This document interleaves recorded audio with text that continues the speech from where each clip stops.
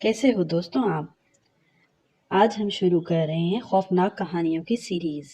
इसमें हम मुख्तलिफ छोटी छोटी या बड़ी खौफनाक कहानियाँ पढ़ेंगे, क्योंकि ये पढ़कर भी बहुत मज़ा आता है और सुनकर तो और ही लुत्फ़ आ जाता है। आज की कहानी है हमारी खौफनाक रात। एक दफ़ा का ज़िक्र है कि शीदा अपना सामान बांधकर तैयार बैठा था, क्योंकि अब उसके गाँव का स्टॉप आने वाला था। जरा देर बाद कंडक्टर ने आवाज लगाई, आओ भाई, नूरपुर वाले भाई, आ जाओ, गाड़ी जाने वाली है। शीदे ने उसे बता दिया कि वह नूरपुर के स्टॉप पर ही उतरेगा। उसकी आवाज पर शीदा उठ खड़ा हुआ और अपना सफरी बैग, जो कि उसमें उसका मुख्तलिफ किस्म का सामान था, कांधे पर डाला और मुसाफिरों के दरमियान में से होता हुआ जाकर अपनी सीट पर बैठ गया। जरा देर बाद वो कंडक्टर के पास दरवाजे पर भी पहुंच गया। कंडक्टर ने दरवाजा खोलते हुए उससे कहा, बाबू जरा एहतियात से जाना, रात का वक्त है, कुत्ते होंगे रास्ते में, तो अपना ख्याल रखना। शीदे ने जवाब दिया, तुम फिक्र ना करो, मैं कुत्तों से निपटना खूब जानता हूँ। और बस रुकी और शीदा नीचे उतर गया। खुशगवार हवा के झोंके चल रहे थे। मौसम बहुत शानदार था। आसमान पर चांद निकला हुआ था। हर तरफ रोशनी रोशनी चांद की दूधिया सी फैली हुई थी। दूर कहीं कुत्तों के भौंकने की आवाज भी आ रही थी। और थोड़ी देर बाद बस जो है वो चल पड़ी। शीदा अपना बैग उठाते हुए इधर उधर नजर दौड़ाने लगा। आज 4-5 साल बाद वो यहाँ आया था। वो यहीं पैदा हुआ था। माँ बाप की वो इकलौती औलाद था। जब शीदा छोटा सा था तो उसके वालिद का इंतकाल हो गया था। अम्मा ने उसे बहुत प्यार से पाला। जब वो जवान हो गया उसकी शादी करनी चाहती थी, लेकिन उसकी माँ बीमार हो गई और उसका इंतकाल हो गया। इसके बाद शीदा दिल बर्दाश्ता हो गया और उसने गांव छोड़ दिया और शहर जाकर अपनी दुकान खोल ली। वो बढ़ाई का काम करता था और कुर्सियां मेजें बनाता था। गांव में उसके कुछ दोस्त थे जो अपने अपने कामों में मसरूफ रहते थे। वो खुद को अकेला महसूस करने लगा था। उसने सोचा कि अब शहर में ही रहकर काम को तरक्की दूंगा और बड़ा आदमी बनूंगा। फिलहाल वो अपने दोस्त अकबर की शादी में शिरकत के लिए आया था नूरपुर में, और आज वो 5 साल बाद अपने इस गांव में वापस लौटा था। वो इधर उधर का जायजा लेने लगा।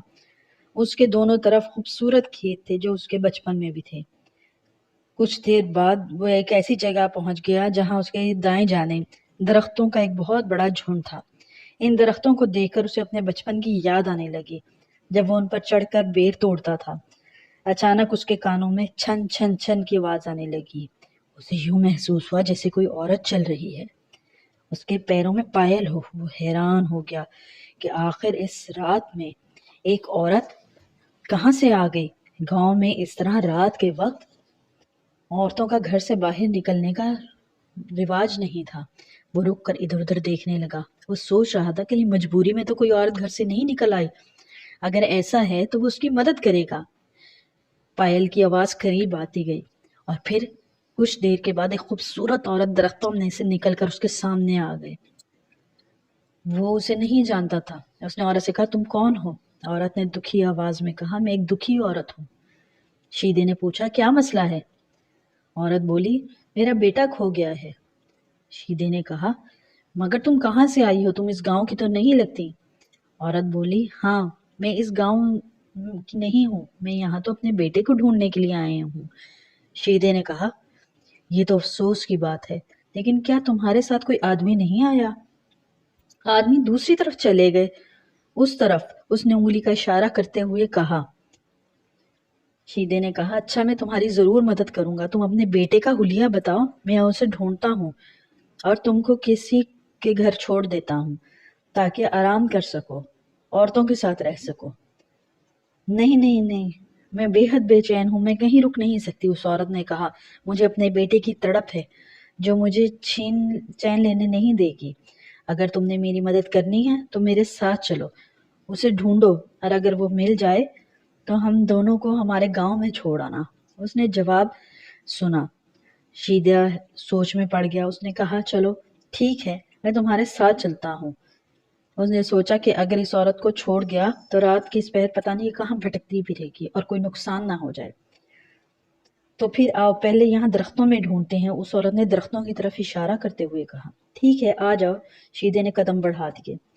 ذرا دیر بعد وہ دونوں درختوں کے کافی اندر آ گئے۔